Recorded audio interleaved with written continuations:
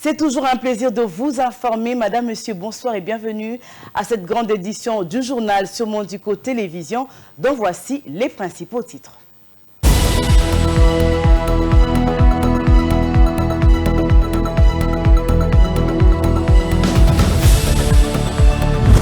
Élu député national sur la liste de l'UDPS Tshisekedi dans la circonscription électorale de Moamba, Kinshasa 3, Augustin Kabouya ne sera plus candidat au poste de premier vice-président de l'Assemblée nationale comme annoncé précédemment, annonce faite au cours d'une matinée politique. L'absence des taxis, motos et autres véhicules de transport a eu un impact significatif sur les activités économiques de la journée, compliquant les déplacements des habitants et suscitant de préoccupations au sein de la population. Certains résidents ont exprimé leur frustration face à cette situation, soulignant les difficultés liées à la chaleur et à la dépendance de ces services de transport. Les musulmans de l'RDC ont été exhortés à la paix ce mercredi 10 avril, le jour de clôture du Ramadan après un mois de jeûne. Ils ont célébré l'Aïd el-Fitr dans différentes mosquées de la capitale.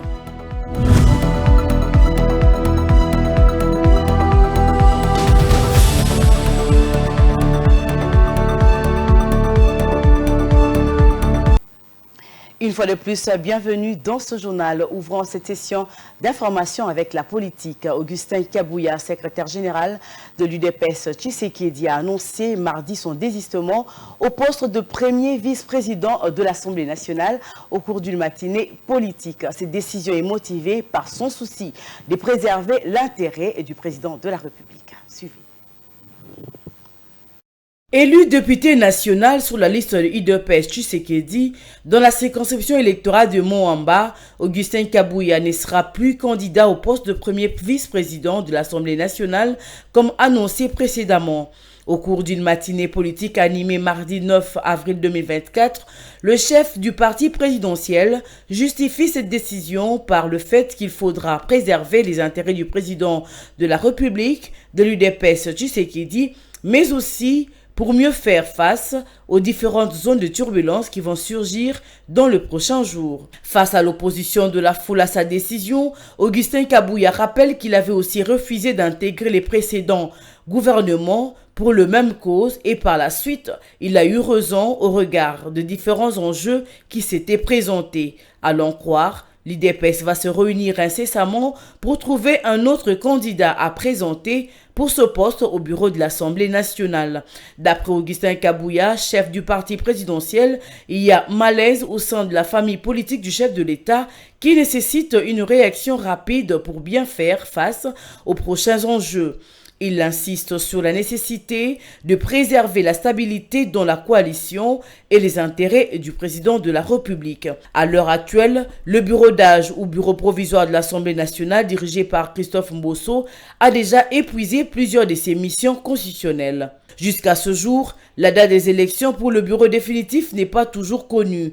D'ailleurs, il n'y a pas eu ouverture de la session ordinaire de mars parce que l'actuel bureau n'a toujours pas vidé les matières inscrites à l'ordre du jour. Sur terrain, il se constate une bataille à distance entre les partisans de deux membres du présidium de l'Union sacrée, à savoir Vital Kamerhe et Christophe Mbosso Kodiampouanga. Si Vital Kamerhe ne s'est pas encore exprimé officiellement, l'élu de Kenge, via son conseiller de communication, a annoncé le week-end que son chef du parti n'a pas désisté ou n'a pas abandonné son ambition de diriger une fois de plus le bureau définitif de l'Assemblée nationale. De son côté, Modeste Bahati Lukwebo dit attendre le mot d'ordre de Félix Tshisekedi, chef de l'Union sacrée de la nation.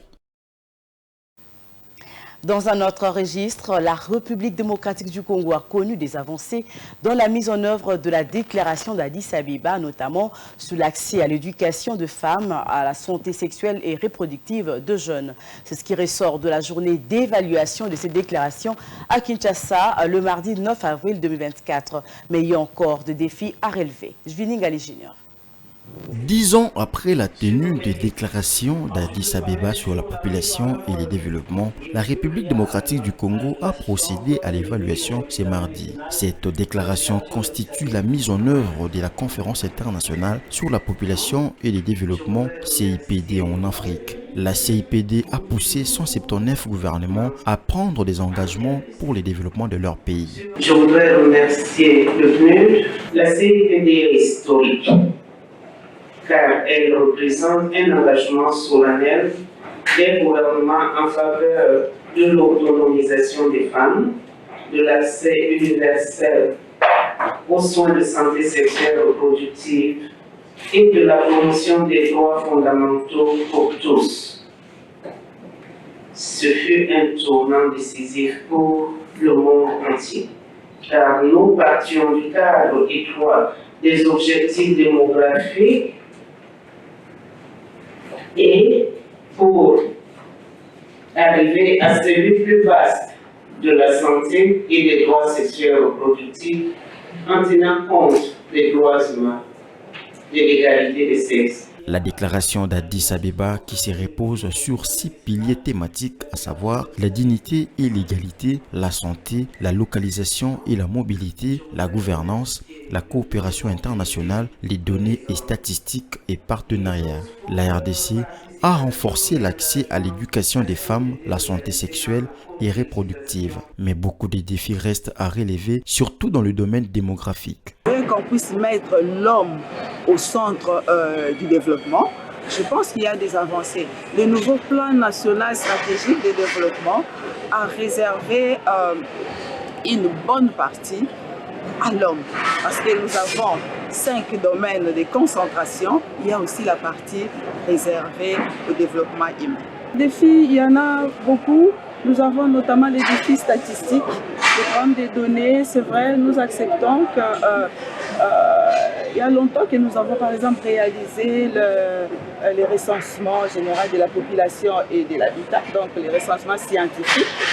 Donc nous ne disposons pas vraiment de données avec exactitude, des données socio-économiques. Il a été recommandé pour la bonne mise en œuvre de la déclaration d'Addis Abeba de la RDC. Il faut l'engagement de toutes les parties prenantes pour le développement du pays. On ne peut jamais atteindre le développement escompté de la population sans une synergie de toutes les parties prenantes, à savoir le gouvernement, la société civile ainsi que les partenaires. Donc c'était des échanges enrichissants par rapport aux 6 piliers de la déclaration d'Addis Abeba.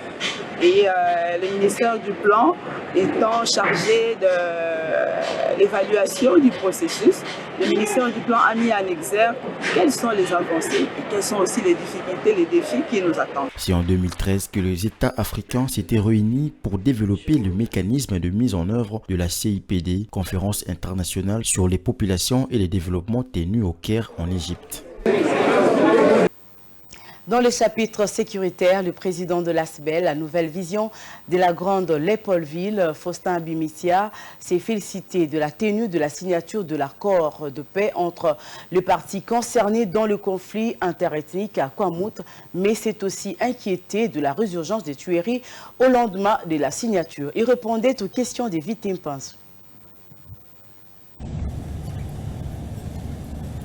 L'ASBEL, le jeune authentique, visionnaire du Grand Bandundu Javiba, aujourd'hui dans la nouvelle vision de la grande Léopoldville, à travers son président, se félicite du lobbying et du travail abattu auprès des autorités pour l'organisation de la table ronde entre les acteurs impliqués dans le conflit foncier qui a opposé le chef coutumier Teke Eyaka à Kwamouth, lequel a abouti à la signature de l'acte d'engagement pour la paix et la stabilité dans les provinces de Maïndombe, Kwango, Kwilu, Congo central et Kinshasa devant le chef de l'État Félix Tshisekedi. Faustin Bimitia Kinkoufi en est l'un des acteurs malgré qu'il n'y avait pas pris part.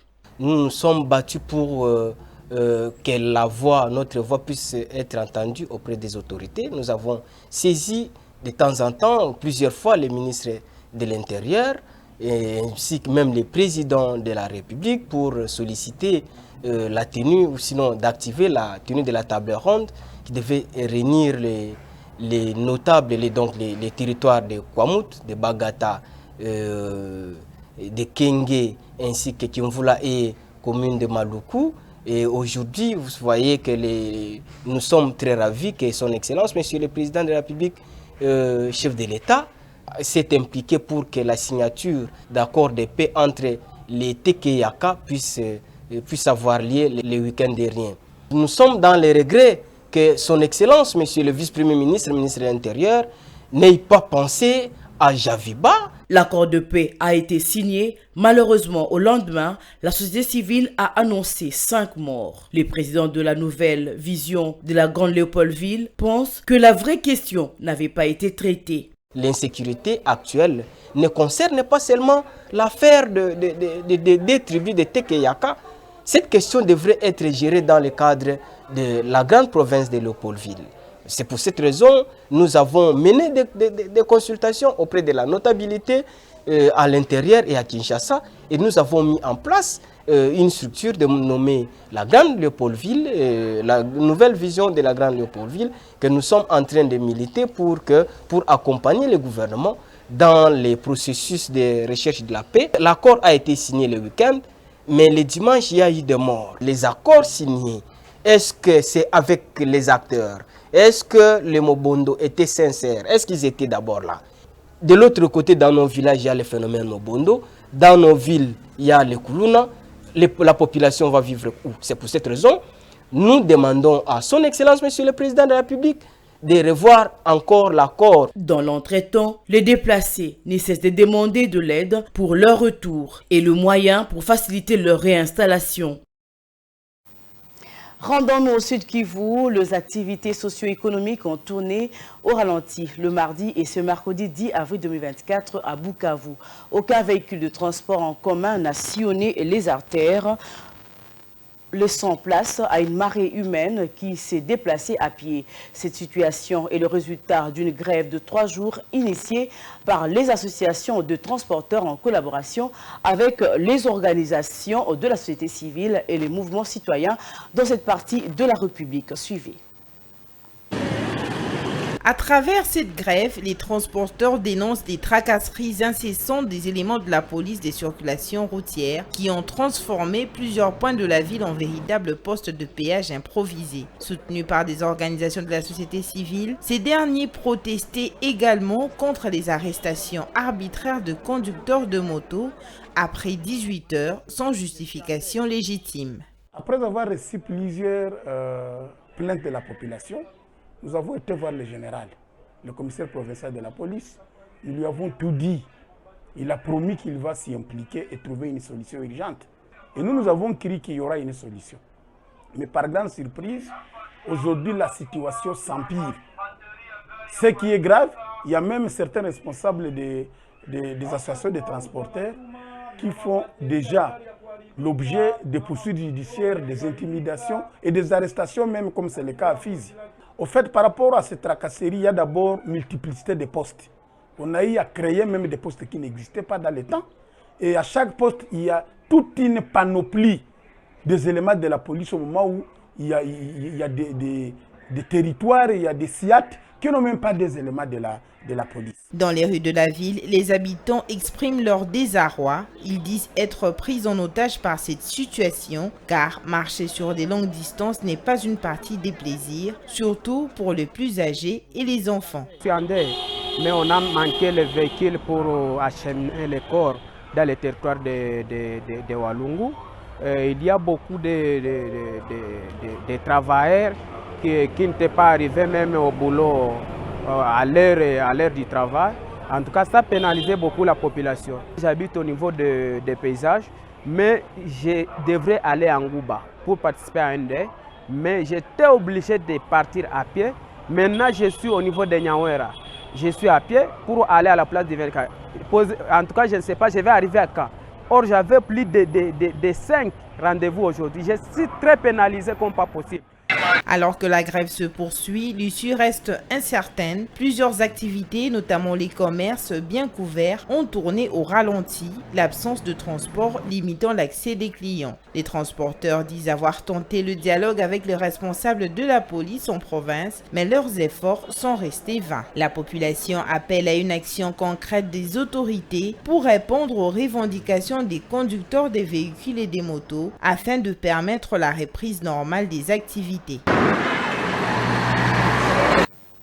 Parlons science à présent. La 11e semaine de la science et des technologies s'est poursuivie le mardi 9 avril à l'Institut de la Gombe dans la ville de Kinshasa. Plusieurs génies du domaine rivalisent d'ardeur dans l'exposition de leurs dernières inventions et innovations. Une activité organisée pour stimuler les talents et susciter des vocations chez les jeunes en RDC. Bijouloumuna.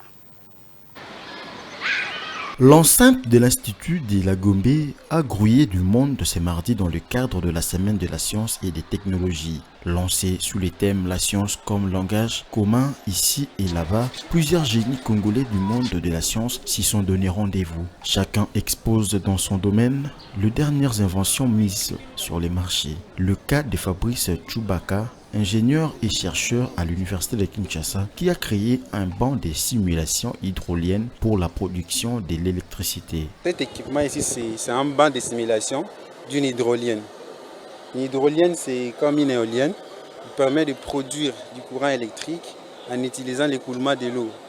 Mais comme nous ne pouvons pas avoir de l'eau en cet instant ici, nous ne pouvons pas utiliser de l'eau pour effectuer ces mouvements de rotation de ce rotor ici, nous allons utiliser le vent conditionné pour pouvoir tourner les pales afin de produire de l'électricité et qui sera mesurée ici au niveau du multimètre et allumer ces LED ici.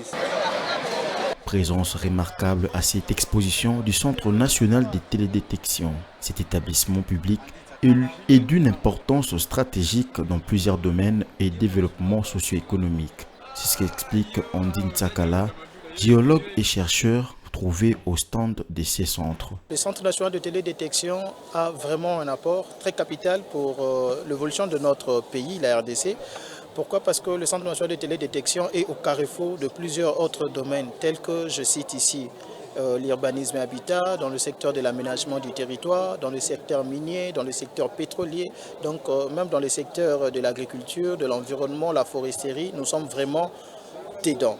Même en ce qui concerne la défense du territoire national de notre pays, le Centre national de télédétection peut aussi apporter un plus. C'est la professeure Raissa Malou, physicienne et fille d'un savant, qui est l'organisatrice de cette activité. Cette enseignante d'université et passionnée des sciences donne ici la spécificité de cette édition.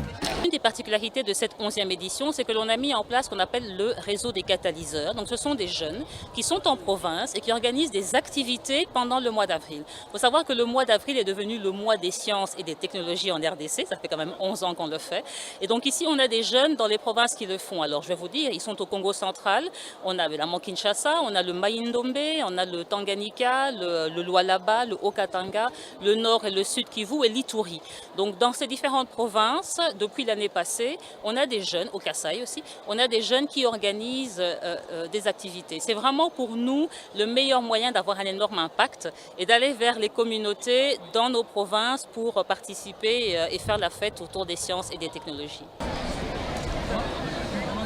Les génies en herbe du monde scolaire se sont eux aussi donné rendez-vous à cet événement.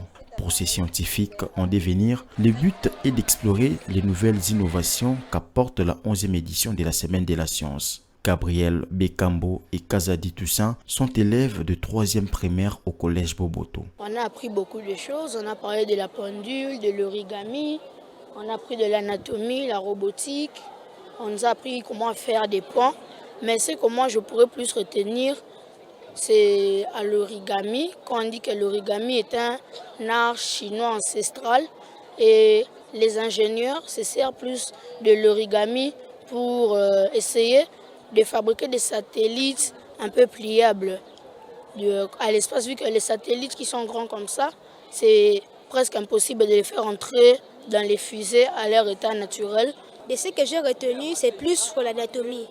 On nous a dit que si vous êtes fait mal et que les nerfs, dès qu'ils sentent la douleur, en moins de 3 secondes, ce ne sera pas difficile qu'ils arrivent au cerveau pour directement transformer l'information en une émotion. Le ministère de l'enseignement primaire, secondaire et technique de la RDC pense étendre cette activité à travers l'ensemble du pays, a indiqué Marie-Idi Bioté. Ça sera une très bonne chose parce que les enfants de la RDC ne sont pas seulement à Kinshasa, les enfants de la RDC sont partout. Comme la vie est partout, ça sera une bonne chose d'organiser les activités, pas seulement au niveau de Kinshasa, d'amener les activités dans les provinces pour donner le goût à tous les enfants qui sont dans les fins fonds du pays d'adhérer à la science. En attendant la concrétisation de ces vœux, la semaine de la science et des technologies continue son bonhomme de chemin jusqu'au mercredi 10 avril. C'était plutôt les commentaires de Viningali Junior. En santé, éradication de la poliomyélite dans les écoles, les enseignantes de la maternelle et les enseignants des écoles primaires ont appris des actes et les précautions à prendre pour éviter la contamination de la poliomyélite aux enfants. Ces derniers ont été informés sur la meilleure qualité de vaccin à administrer. Regardez. La poliomyélite est une maladie très meurtrière et qui rend invalide. Dans le cadre du processus d'éradication de la polio en République démocratique du Congo, le programme élargi de vaccination, PEV, à travers la coordination d'urgence polio et l'initiative mondiale d'éradication de la polio, ont opté pour la stratégie multisectorielle, question d'impliquer tous les leaders à s'approprier de la lutte contre cette maladie, ce qui justifie le séminaire de formation des formateurs de la province éducationnelle de Kinshasa pour lutter contre la polio en milieu scolaire. Il s'agit des enseignantes des écoles maternelles, primaires et secondaires. 300 éducatrices formées ont appris pendant 3 jours l'importance de la vaccination de routine et de la campagne de masse pour éviter la contamination de la polio et de la circulation du poliovirus variant digne de la polio et les risques d'attraper cette maladie et l'importance de vacciner les enfants de 0 à 5 ans considérés comme la population à risque. L'issue de cette formation, le focus était sur le mot-clé de la formation, à savoir le vaccin contre la polio est sûr et efficace. Et pour rappel, ces enseignantes étaient aussi informées sur la meilleure qualité de vaccination administrée aux enfants de 0 à 5 ans. En infrastructure, les travaux de réhabilitation de l'avenue Ngouma, dans son tronçon compris entre Kitambo Magasin jusqu'à l'arrêt haute tension, avancent à pas de tortue. Les usagers de cette artère d'intérêt capital éprouvent des difficultés à se rendre à leur lieu de travail et déplorent la lenteur de travaux et sollicitent l'implication du gouvernement pour l'avancement de dits travaux. Reportage de Bijou Lumuna et Vitem Panzou. Prévu pour une durée de 90 jours, soit 3 mois, les travaux de réhabilitation de l'avenue Ngouma, allant de Kitambo Magasin au niveau de l'hôpital Akram jusqu'à l'arrêt haute tension, avancent à pas de tortue. Les usagers de cette artère sont obligés d'emprunter la route Montfleury ou celle menant vers l'arrêt Quado, déjà en délabrement et jonchée des trous qui sont à la base des embouteillages.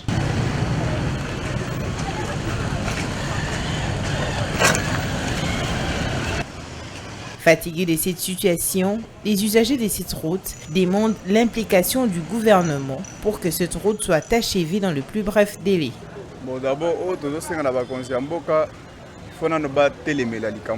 nous demandons aux autorités de s'impliquer pour la réhabilitation de cette route car elle ne peut pas prendre plus de 5 mois pour la réhabilitation. Si l'État s'implique, c'est un travail de quelques semaines. Ils ont bien commencé mais n'arrivent pas à terminer les travaux. C'est la seule route principale qui dessert Magasin, Pompage et Upen. Depuis que c'est bloqué, on n'utilise qu'une seule bande qui est déjà délabrée et jonchée de trous. Les autorités qui passent par ici ne se préoccupent pas de l'état de la route. 2 fois, ils nous bousculent quand ils sont pressés de rentrer chez eux. Qu'ils arrangent la route afin que tout le monde soit à l'aise, qu'ils arrangent complètement au lieu de le faire partie par partie.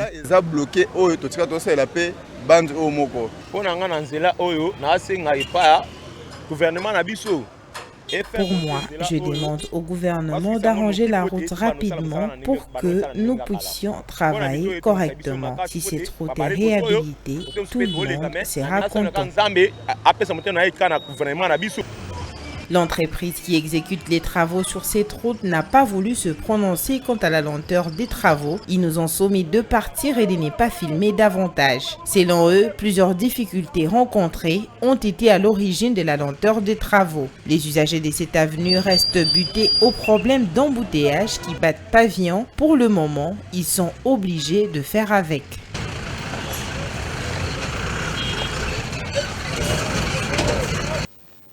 De l'autre côté, les conducteurs de taxi-moto effectuant le transport en commun dans la ville de Kinshasa dénoncent les tracasseries dans le carrefour par la police de la circulation routière. Ils ont lancé un cri d'alarme auprès des autorités compétentes afin de leur permettre d'exercer leurs activités en toute quiétude. Jocelyne Massiala nous en dit plus. Victimes de la tracasserie hors pair perpétrée par la police de la circulation routière, les conducteurs des taxis-motos en payent les frais tous les jours. Ces montards se plaignent des conditions dans lesquelles ils exercent, caractérisées par l'insécurité et la chasse à l'homme, poursuivis par le roulage et leur avise des clés de contact, sans compter les arrestations arbitraires, même quand ils sont porteurs des documents d'autorisation. Une pratique qui a à l'origine de plusieurs accidents de circulation routière. Ces genres de tracasseries s'observent dans la majorité des carrefours et ces policiers exigent des grandes sommes d'argent en termes d'amende qui généralement finissent dans leur propre poche. Chose étonnante, même les civils ont commencé à arrêter les motos. Ils travaillent en complicité avec le colonel de la police. Ces civils ont même le cachot. C'est inconcevable. Ils sont membres de l'UNUPES.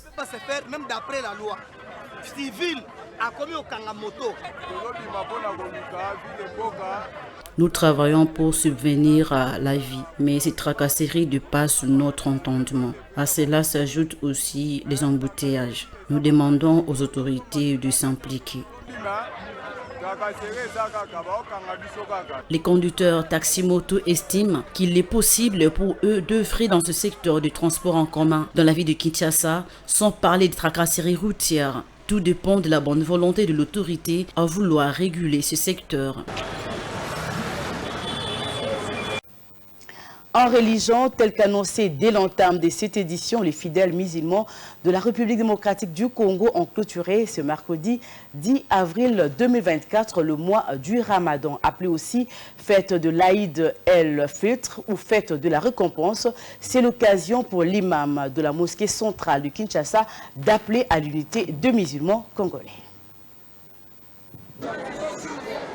Dès les premières heures de la matinée de ce mercredi 10 avril 2024, plusieurs musulmans de Kinshasa ont pris la direction de la mosquée Al-Hidayat, plus connue sous l'appellation mosquée de Sitas, dans la commune de Barumbu, dans le nord-est de Kinshasa. Ils se sont rassemblés pour la prière de la clôture du mois de Ramadan, qui est le 4e pilier de l'islam et la fête de l'Aïd el-Fitr. Les musulmans congolais et expatriés vivant à Kinshasa ont adressé des prières de remerciement à Dieu pour les bénédictions et les récompenses obtenues tout au long du mois de Ramadan.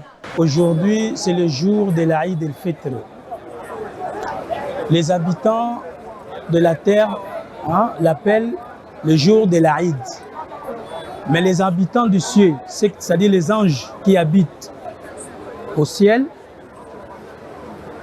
chez eux, ils considèrent la journée d'aujourd'hui le jour de la récompense divine. Donc c'est le jour de la récompense. C'est le jour où Allah subhanahu wa ta'ala nous récompense les biens après avoir jeûné le Ramadan, après avoir effectué des efforts, c'est-à-dire des efforts pour arriver à craindre Allah subhanahu wa ta'ala. Depuis près de 5 ans, la communauté musulmane de la RDC est divisée en 2 factions. Elles s'y sont livrées à plusieurs actes de violence dans les années antérieures lors de la même fête de l'Aïd. Dans sa prêche, l'imam Mustafa Kapuluta a appelé les musulmans du Congo à l'unité. Le message qu'on adresse aux musulmans, c'est d'abord de craindre Dieu, de craindre Allah subhanahu wa ta'ala. Parce que l'objectif du jeûne, c'est pour arriver à craindre Allah subhanahu wa ta'ala. Et deuxième chose, nous appelons à l'unité des musulmans. Donc c'est tout ce qu'on peut demander aux musulmans. Après la prière qui consacre la fin du Ramadan, les fidèles musulmans se retrouvent en famille pour partager un repas avec leurs voisins musulmans et non musulmans. Restons dans ces mêmes chapitres. Les musulmans du monde entier, en particulier ceux de la République démocratique du Congo, ont clôturé ce mercredi 10 avril 2024 les ramadans.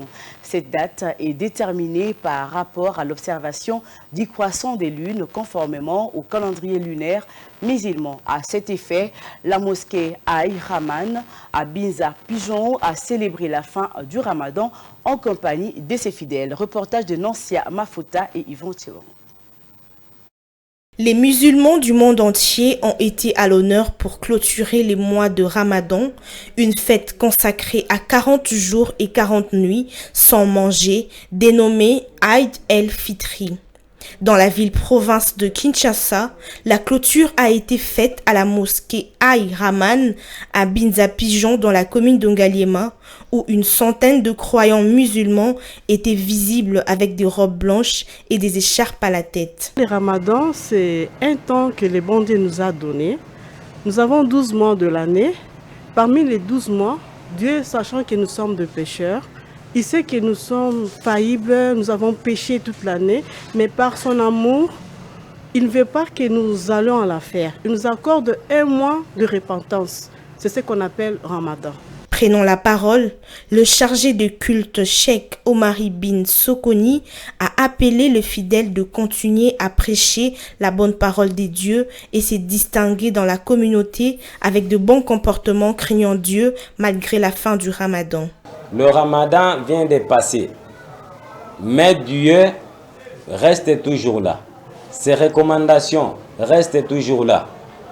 Tout ce que nous avons eu à nous interdire pendant le mois de Ramadan, ça continue jusqu'à la fin de notre vie. C'était une leçon pour nous et la pratique de ce qu'on a appris pendant le mois de Ramadan continue jusqu'à la fin de notre vie. C'est-à-dire, si on mangeait avec les gens, on continue avec cette même habitude. Si on priait, on continue à prier. Si on ne péchait plus, on continue. Si on ne mentait plus, on continue. Et c'est ce mode de vie que Dieu veut pour nous. Durant 4 semaines, les fidèles étaient invités à s'abstenir de boire, de manger et d'avoir des relations sexuelles de l'aube vers 6 heures du matin au coucher du soleil vers 18 heures. La clôture du Ramadan est aussi une occasion de partager un repas. Bonne fin du Ramadan à tous les musulmans. C'est la fin de cette édition du journal. Mais avant de nous quitter, place au rappel des titres.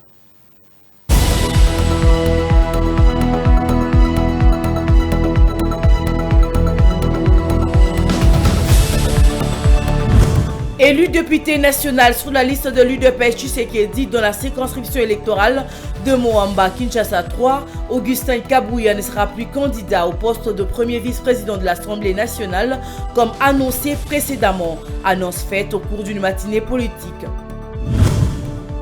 L'absence des taxis, motos et autres véhicules de transport a eu un impact significatif sur les activités économiques de la journée, compliquant les déplacements des habitants et suscitant de préoccupations au sein de la population.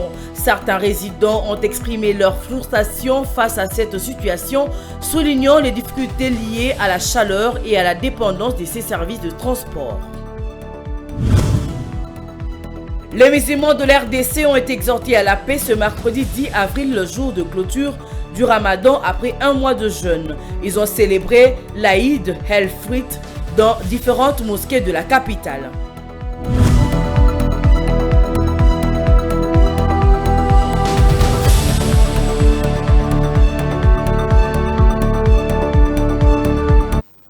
C'est la fin de cette session d'information. Merci de votre sympathique attention.